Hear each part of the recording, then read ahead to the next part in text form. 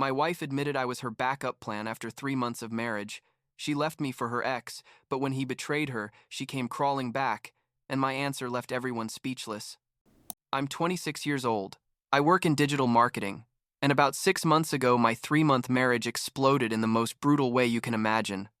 Like the kind of thing you see in movies and think, nah, that doesn't happen in real life, but I swear it does happen. The thing is, I need to tell this story, because there are still days when I wake up and can't believe all that actually happened. You know what I mean? Like my brain is still processing it. I guess I should start from the beginning. When I met Isabella about 3 years ago at a work conference, one of those super boring ones where everyone's trying to network and pretending they care about PowerPoint presentation. Number 5. 100 of the day. Isabella was 21 at the time. I was 23. And honestly, there was instant chemistry. You know, one of those connections that feels natural and easy from the very first second. We started dating like 2 weeks after meeting, and everything was pretty normal at first. No obvious red flags or anything like that. She worked in human resources for a medium-sized company, lived alone in a small but nice apartment, had her friends, her life basically put together. I was in a good place too. Had gotten a promotion at work, had my own place. I mean, we were both functional adults with stable lives, let's say. The relationship progressed pretty traditionally, I guess. We dated for about a year and a half before moving in together, and then we lived together another 6 months before I proposed. Looking back, I should have noticed that she was never the one pushing the relationship forward. It was always me suggesting taking the next step. But at the time, I interpreted it as her being more relaxed or less anxious than me. Not as a sign that maybe she wasn't as committed as I thought. When I proposed at a nice restaurant, nothing super elaborate, but it wasn't like at McDonald's either. She said yes almost immediately, cried a little, the whole romantic thing you expect. So how? Was I supposed to suspect anything? We got married 3 months after the engagement. It was a small wedding because neither of us wanted something huge and ostentatious, like 50 people max, close family, and important friends, at a nice but not extravagant place. Honestly, it was a lovely day. Isabella looked beautiful. I was happy. Our families were happy. Everything seemed perfect, literally perfect. I remember that during the honeymoon in Cancun, just 1 week because we couldn't take more time off work, she was a bit distant sometimes, like mentally absent. But I chalked it up to wedding stress and exhaustion from the whole planning process, because organizing a wedding is exhausting even when it's small. The first 2 months of marriage were relatively normal. We worked, came home, cooked together or ordered food, watched series, basically average married couple life. But there was something I couldn't quite identify, like a weird feeling in the air that I couldn't explain. Like when you know something's wrong but you can't pinpoint what exactly. Isabella started spending more time on her phone, which wasn't necessarily suspicious because we all live glued to our phones these days, but there was something about the way she did it. Like she'd put it away quickly when I walked into the room, or put it face down more often. Little things. Your subconscious registers, but your conscious mind ignores because you don't want to be that paranoid, controlling husband. Then we get to the day that changed everything. And when I say it changed everything, I mean it literally shattered my entire reality in a matter of minutes. It was a Saturday morning, around 10 or 11, and I was in the living room working on my laptop because I had to finish a project that had gotten delayed. Nothing important, but it needed concentration. Isabella was in the bedroom talking on the phone with one of her friends. I think her name was Melissa or something, and the bedroom door was ajar. Not completely closed, but not fully open either. And I wasn't trying to listen to her conversation at all. Seriously, I was focused on my work with headphones on listening to music. But it turns out I needed to go to the bathroom that's right next to the bedroom, so I took off my headphones and walked down the hallway. And that's when I heard Isabella talking in a tone that made me stop completely, because there was something in her voice I'd never heard before, like a mix of frustration and raw honesty. I don't know what made me stand there instead of just keep walking. Maybe it was instinct, or maybe my subconscious knew I needed to hear what she was going to say, but the point is I froze in the hallway listening. And then Isabella said, and I swear to God these words are engraved in my brain forever. She literally said, I don't know, Mel. Ryan was like my last resort. My backup plan when all the other things didn't work out. You know what I mean? Like, I was approaching 24 and all my friends were getting married and I was still single, and I panicked that I was going to be alone forever. So when Ryan proposed, I just said yes, because he seemed like the safest option at the time. My brain completely shut down when I heard that. Like I literally couldn't process what I had just heard. It was like someone had punched me in the stomach and soul at the same time. I stood there in the hallway probably for like 2 or 3 complete minutes, unable to move, listening as she kept talking to her friend about how she wasn't sure she'd made the right decision, about how she sometimes wondered what would have happened if she'd waited a bit longer, or if she'd tried to reconcile with her ex-boyfriend from college, and every word was like a knife going deeper and deeper. The conversation went on for maybe another 5 minutes, during which I learned that basically our entire relationship had been a lie from her perspective, that she'd never really been in love with me. A way I was in love with her, that the marriage was more an act of desperation on her part than a decision based on genuine love.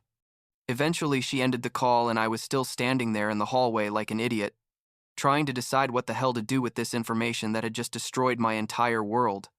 Part of me wanted to just leave the house without saying anything and never come back. Another part wanted to go in there and demand explanations immediately, and another smaller, more pathetic part wanted to pretend I hadn't heard anything and keep living in ignorance. But I knew that was impossible because I couldn't unhear what I'd heard. Finally, after standing there like a zombie for I don't know how long, I decided I needed to confront her because if I didn't, I was going to go crazy. I walked into the bedroom and she was sitting on the bed looking at her phone with a completely normal expression, like she hadn't just admitted to her friend that her marriage was basically a sham. She saw me come in and smiled. That smile I used to think was genuine but now looked completely fake. And she said something like, "Hey babe, did you finish your work?" in a super casual voice. I stood in the doorway staring at her, and I think my face must have revealed that something was very wrong because her smile faded immediately and she asked, "What's wrong? Are you okay?"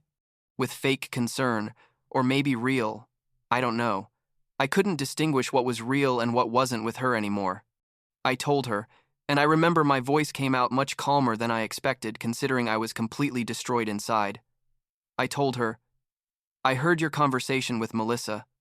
I heard everything you said about me, about us, about why you married me." The color completely drained from her face, like she literally went pale in 2 seconds, and for a moment I thought she was going to faint or something. She started stuttering, trying to find words, saying things like, "No, wait, Ryan, it's not what you think. Let me explain." But I interrupted her because honestly, I didn't want to hear excuses at that moment. I asked her directly, "Is what you told your friend true? Am I your last resort? Did you marry me because you were afraid of being alone?" And she stayed quiet for a super long and super uncomfortable moment, and I could see in her eyes she was trying to decide whether to lie or tell the truth. And finally, after what felt like an eternity, she just said, "I don't know," in a barely audible voice. I don't know. Those were her words.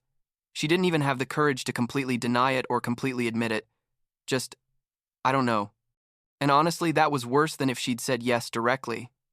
Then she started crying and trying to explain that she'd been confused, that the stress of approaching a certain age had made her make hasty decisions, that I was a good man and she really wanted it to work, but that sometimes she had doubts. And everything she said just made things worse, because she was basically confirming that everything I'd heard was true. I asked her about her ex, the guy from college she'd mentioned on the call, and she admitted they'd been in touch occasionally over the years, that he'd tried to reconnect with her right before we got engaged, but she'd turned him down because she was already too far along in our relationship, which was another stab because she was basically admitting she'd stayed with me out of convenience and timing instead of love. The conversation went on for hours, like literally from 11 in the morning until 6 in the evening. It was emotionally and mentally exhausting. There were lots of tears on her part, lots of anger on my part, lots of words said that can't be taken back. She tried at several points to convince me we could get through it, that she could learn to truly love me if I gave her time. But how the hell do you get through something like that? How do you build a life with someone who basically sees you as their consolation prize? At the end of that marathon conversation, I told her I needed space to think. packed a suitcase with clothes for several days, and went to stay with my older brother who lives about half an hour away. My brother, who's 30 and has been married for 5 years, was absolutely shocked when I told him everything, like he couldn't believe what he was hearing, and his wife was equally incredulous. They let me stay in their guest room without asking questions, though obviously they wanted to know all the details eventually, and I spent like 3 days basically in zombie mode, not knowing what to do with my life. Isabella called and texted constantly, saying she was sorry, that she wanted to talk, that we could go to couples therapy, but I wasn't ready to hear any of that yet because I was still processing the fact that my 3-month marriage had been a lie from the start. After those 3 days, I finally agreed to meet her at a neutral cafe to talk about what we were going to do. She arrived with red, swollen eyes from crying, probably hadn't slept well, and part of me felt sorry for her, but most of me was still too hurt to care. I told her I didn't see how we could continue after what I'd heard, that I couldn't be with someone who saw me as their plan B, and she kept insisting we could fix it, that she would try harder, that she really wanted it to work. But the truth is, I didn't believe anything she said anymore, because if she could lie about something as fundamental as her feelings for me for all this time, what else could she be lying about? I proposed that we separate and start divorce proceedings, and she got hysterical, crying and saying she didn't want to get divorced, that it had only been 3 months, and we deserved to give ourselves a real chance. But I told her the real chance ended the moment she decided to marry me for the wrong reasons. Eventually, after much discussion and many more tears on her part, she accepted, and that maybe it was for the best. Though I think part of her still hoped I would change my mind if she gave it enough time. We agreed. I would pick up the rest of my stuff from the apartment when she wasn't there, because neither of us wanted another exhausting emotional confrontation. The next 2 months were basically hell of legal paperwork and dividing property, though thank God we didn't have kids or many shared things because the marriage had been so short. So the divorce process was relatively simple in legal terms, although it was still emotionally devastating. I hired a lawyer, she hired hers, and we started the official process of dissolving our marriage that hadn't even reached its first anniversary, which is super sad when you think about it. During this time, Isabella tried to contact me several times, sometimes begging for another chance, other times angry, saying I was being dramatic and that all couples have doubts. But I kept my distance because I knew if I gave her even an inch, she would try to convince me to back down. Then, about a month and a half after our separation, I'm at the supermarket buying random stuff on a Tuesday night, and I see Isabella walking into the place holding hands with a guy. I hid behind a cereal aisle like an idiot to watch them without being seen, and I saw them laughing and being super affectionate, like she looked happier than I'd seen her in months. Maybe happier than I saw her during our entire marriage, if I'm honest. The guy was around our age, tall, good-looking, nothing exceptional, but clearly she was delighted with him. And I stood there, feeling simultaneously betrayed and vindicated, because this basically confirmed she'd moved on super fast. I didn't say anything at the supermarket, just left my stuff in the cart and left because I didn't want a public scene. But as soon as I got home, E was still staying with my brother at that point. I sent her a message asking who the guy I'd seen her with was. She took like 2 hours to respond, probably making up a story or deciding how much to admit, and finally she wrote, saying he was a friend, and that it wasn't my business who she spent time with now that we were separated. I responded that technically we were still married until the divorce was finalized, and that I thought it was disrespectful that she was dating someone so quickly, but she just told me I was the one who wanted the divorce, so I had no right to complain about what she did with her life. About 2 more weeks passed, and my curiosity and my masochism led me to do something I know I shouldn't have done, but I did anyway, which was to ask her directly if the guy I saw her with was her ex from college. There was a long silence before she admitted that yes, that they'd reconnected after our separation and were seeing what happens, and man, that hurt more than I expected, even after everything that had already happened. I told her it was incredible how fast she'd run back to him, which proved I really had never been more than a placeholder for her, and she got angry and told me I was the one who abandoned the marriage and that she had the right to seek her happiness wherever she could find it.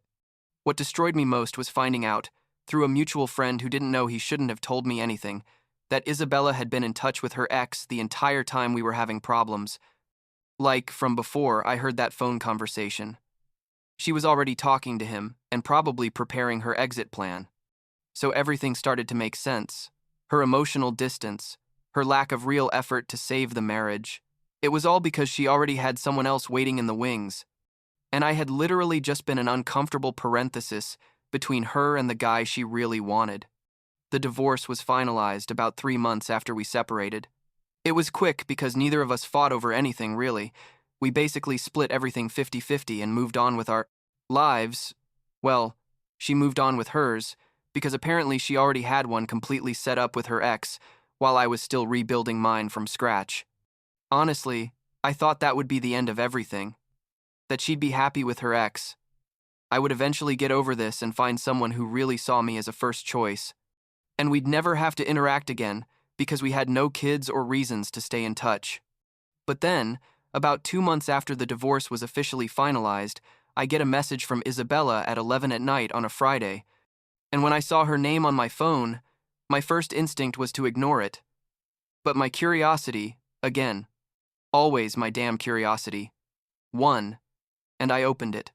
The message was long, like paragraphs and paragraphs of text, starting with, "I know you probably don't want to hear from me, but I need to talk to you," and continuing with a story about how things with her ex hadn't turned out how she expected and that she'd made a terrible mistake, and that she finally realized I had been the best thing in her life, and that if she could turn back time, she would do everything differently. Apparently, and this is what almost made me laugh at how absurdly predictable it was, her ex had cheated on her with another girl after only like a month and a half of being together officially. Like the same guy she'd thrown our marriage in the trash for had turned out to be a complete jerk who didn't value her, and now she was alone and regretful and wanting to come back.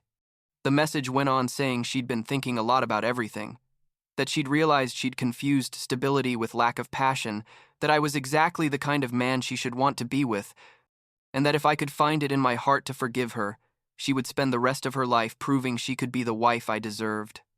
I didn't respond that night because I needed to think. Though honestly, I don't know what there was to think about. The answer should have been obvious. But I guess, part of me, that pathetic part that still remembered the good times we'd had, wanted to believe that maybe people can change and maybe she really had learned something from this whole experience. I talked to my brother about the message and he told me, without hesitating even a second, that I would be the biggest idiot in the world if I even considered going back to her. And his wife completely agreed. Like, they both looked at me like I'd lost my mind, just for thinking about it. After like 2 days of unnecessary deliberation, I responded telling her we needed to talk in person if we were going to have this conversation. Not because I had intentions of getting back with her, but because I felt that after everything we'd been through, I deserved to have a final face-to-face conversation where I could say everything I needed to say. We agreed to meet at a park near where she lived, no longer in our old apartment. She'd moved after the divorce. On a Sunday afternoon when I knew it will be relatively empty, and we wouldn't have an audience for whatever was going to happen. When I got to the park, she was already there sitting on a bench, and she looked different somehow. I don't know if sadder or more mature or just more tired, but there was something about her that had changed. I sat on the other side of the bench, leaving considerable space between us, and she immediately started talking, saying basically the same things she'd written in her message, but with more details and more tears. Admitting she'd been selfish and stupid, and that she understood if I hated her, but that she had to try to explain and apologize in person because she felt she owed it to me after all the pain she'd caused. I let her talk without interrupting for like 20 minutes, listening as she described her relationship with her ex and how it had been exactly the disaster she probably deserved, how he'd been emotionally abusive and manipulative, and how she finally understood what she'd lost when she lost me. And during this whole monologue, I just felt a combination of bitter satisfaction because she'd gotten her karma and also sadness because she'd thrown away something that could have been good to chase a fantasy.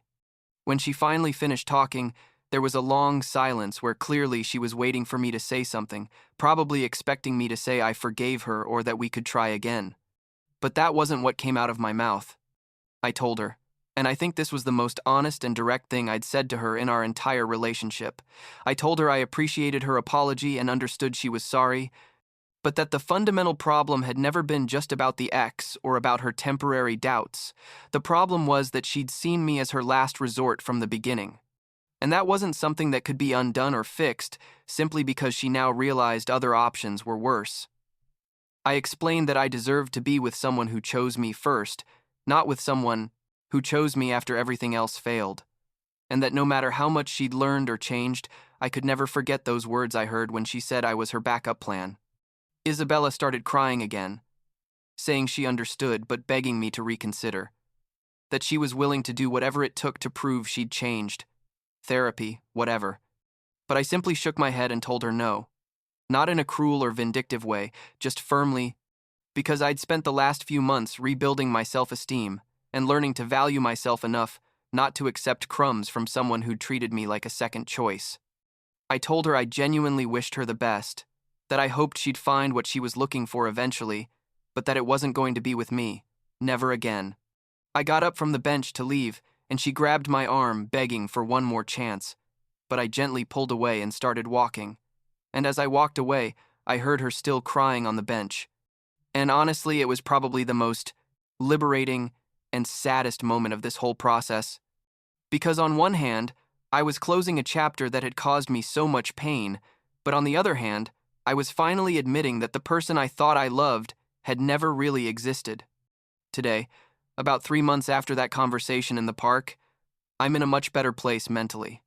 I moved into my own apartment, small but mine. I've been focusing on my work and my hobbies, spending time with friends I neglected during my marriage, and slowly rebuilding my life how I want it, instead of how I thought it should be. Isabella sent me a few more messages after our meeting, but eventually stopped trying when it became clear my decision was final, and as far as I know, she's still alone. Though honestly, it's not my problem or concern anymore. Do I regret marrying her? Sometimes yes, because it was painful and embarrassing to explain to people that my marriage lasted only 3 months before exploding. But I also learned a lot about myself and what I really want and deserve in a relationship, so maybe it was worth it in a twisted way. What I do know for sure is that next time someone tells me they love me, I'm going to pay much more attention to actions than words, because words are easy and actions show the real truth. Last week, I was at a coffee shop working on my laptop, and a cute girl sat at the table next to me and smiled at me. And my first instinct was to smile back and maybe start a conversation, but I stopped myself because I'm still not sure I'm ready to trust someone like that again. Maybe I need more time. Maybe I need therapy that I keep postponing, or maybe I just need to keep living my life and eventually the right person will show up when I least expect it. For now, I'm okay alone, learning to be comfortable with myself again. And that feels like enough.